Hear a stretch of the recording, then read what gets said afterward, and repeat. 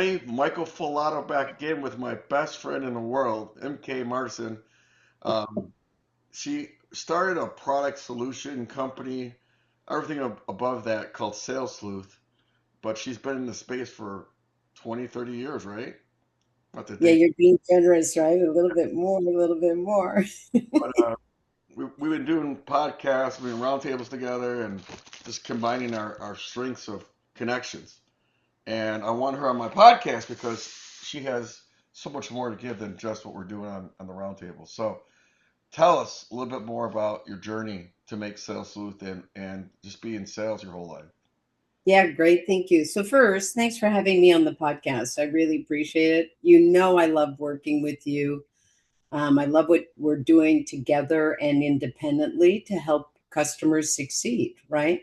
Hmm. So, yeah, and thanks for cutting my career in half and not saying how old I was. I appreciate that from you. Um, So I started in IT software. I'm a computer scientist, and I just always thought it would be cool to use technology to help people build great businesses. And so I was part of a big company called Novell, and we were like the precursor to the internet. We wanted people using computers. And then I was like, okay, well, this is interesting, but like, how do people use all these tools we're creating? So then I went into Martech and I created, again, like I'm not an inventor, I'm not smart enough to invent things. I look for big business problems and then I go, wow, can we solve this with technology so humans can do what they're really good at? Talk to each other, Hmm. coach each other, solve problems for their clients together. So I created transactional email, order confirm, shipping confirm as a marketing channel. That was really great. Sold that company to Axiom because, like, if we could know the person and we could know what they were buying, we could take better care of them. So now every time you get 5 receipts for buying a cup of coffee, that's my fault. Sorry, we should have put an off switch in it. But You get what you said? you get like 5 emails every time you buy a cup of coffee. You get one from Starbucks, one from your credit card, one from the loyalty program. Those are all those transactional emails that we invented. Mhm. So I What's the apologize. difference between like Axiom and Epsilon? So Axiom really was the largest consumer data company. They really came more from the pure data side, and Epsilon emerged from the marketing tech side. Okay. They ended up being both, partners and competing. And I think you're seeing like that whole marketplace, right? Epsilon, Axiom, LiveRamp, Merkle, they're all going through acquisitions. They're all part of the holdcos. They're really struggling to figure out what their next generation of solutions needs to be. And they don't really understand sales from my point of view. And so I left the Martech kind of space. I've always been CMO or CRO. And I started to look at what was happening before COVID. And then the COVID crisis happened. And I'm watching B2B salespeople kill themselves working 60, 70, 80 hours a week with accounts that aren't going to close, deals that aren't going to happen this year. Then they get laid off, and then they go to the next place and they're trying again. And you're seeing it, you're solving top, middle, bottom of funnel. I decided to solve it at the intelligence level. I want every sales rep to know everything about their account the whole time so they can do their job. And not I have to just go not have and not have to go to 10 places to look for it. Yeah, 17 tabs open, right? Like you're in Salesforce and you're here and you're in Google Analytics and you're in LinkedIn Navigator and you're over here and over there. And you, the human, are trying to connect all these dots. That data's all out of sync and some of it not even relevant anymore. Then marketing throws an MQL at you and you're like, I don't even know how to start. Yeah. So having carried a bag, been responsible for quota, ran teams, I was like, this is a huge problem. And I think I can use technology to solve it. And What? then I'm sorry. Go ahead. Go ahead. AI came just when we needed it, like from my perspective, right? Because it lets us integrate these things in a way that we couldn't before. I mean, I did this manually, Michael, for 2 years. First party data, third party data, CDPs, predictive analytics. I mean, it's like torture.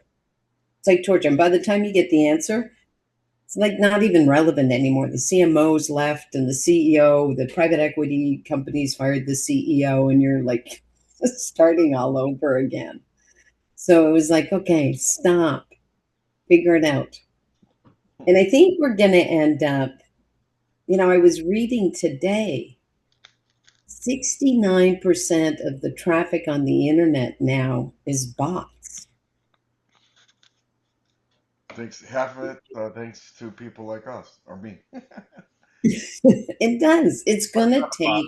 I just try to look at it like use bot or automation to open a door. Then you need a business date yourself. You're not have someone. No one wants to talk to a bot, but to open a door like what you and I did. It's like, hey, do you want to be on a roundtable or podcast? That's okay because you're saying hi. But past that, stop being stop turning this AI stuff. Yeah. The work I did with you reactivated my network in a way that nothing else has, Hmm. right? Like my LinkedIn little podcast, gets likes and comments and things like this. But the approach that you took, and it got me connected with people who could be customers. Yeah. It got me connected with people who used to work with me that I really enjoy, and I got caught up on what's going on in their lives and their kids and their thing. I mean, it made me incredibly connected through that activation, and the way that you message it and the way that you delivered it, like exactly what you're saying.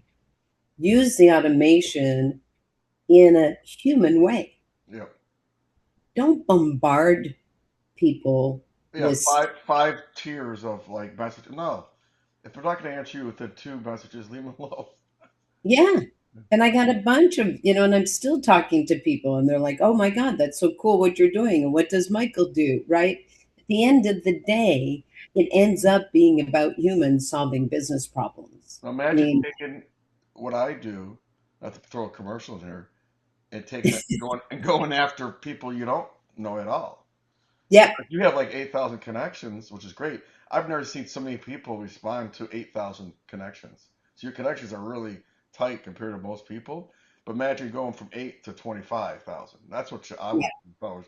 You have now you can start going after people's your second connections versus your first connections because you're going to run out of re-engaging your first connections at one point. sure, Yeah. sure. And like the reason that you and I are friends is because I seriously care about people. Mm-hmm. Like, I want salespeople hitting quota, getting paid their commissions, and reducing the amount of time that they feel stressed and researching and working and chasing shitty accounts. Like, I authentically care. You authentically care. And so, why people respond is they know I'm not going to spam them. They know it's not going to be stupid. They know it's not going to, they know that it's going to be from a place of, I think we can do better Mm-hmm. together. I think we can solve this business problem together. And the more that people share with us, you've had some of my colleagues on in other roundtables, right? Like Drew May and some other people. Drew was my boss. He was my last boss at Axiom. I mean, we lived the problem together, right? The shift that was going on in B2B and not being able to reach people. And so, like, we're going to solve it together. No one company is going to solve it. And the funny thing is me dating the daughter of the founder of Axiom. It's a teeny weeny world. Yeah, It's teeny weeny world for yeah. sure. So what's the best ideal customer profile for Sales Sleuth? Is it someone that's mostly ABM? Is it someone that has a large sales team that is maybe a smaller SMB, or is it mostly the large whales? I mean, like if I was to push this out to somebody, who's the right person?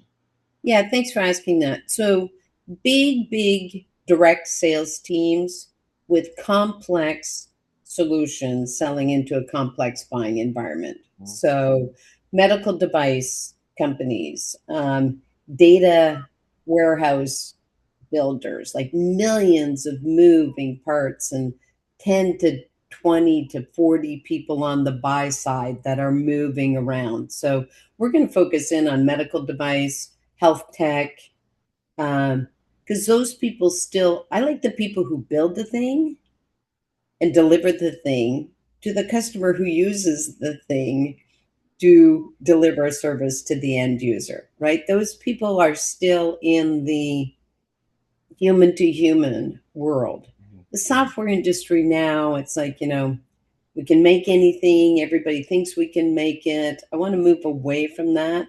So I want to get into, physical direct sales teams that have complex sales. Okay. And like, you and I are both down in Florida. You're here part time, I'm here full time. We got a bunch of that going on in Florida. We got a ton going on in Jacksonville. We got a bunch going on in Tampa, St. Pete's. I'm full time in Orlando. I'm part time in Oh, okay. by Pompano. Yeah. So So you, definitely not ever leaving Florida. It's the best state ever. yeah. Yeah. So tech companies, med tech, healthcare tech, Yeah. those the people where they still invest in salespeople, they believe in sales training, they they want their salespeople to be successful. That's who I want to focus on. And They, what's the best way to get a hold of you? for me, probably the best thing is either DM me at my phone number, 512-970-7798, or hit me up on LinkedIn Hmm. And and your just say, love to talk to you.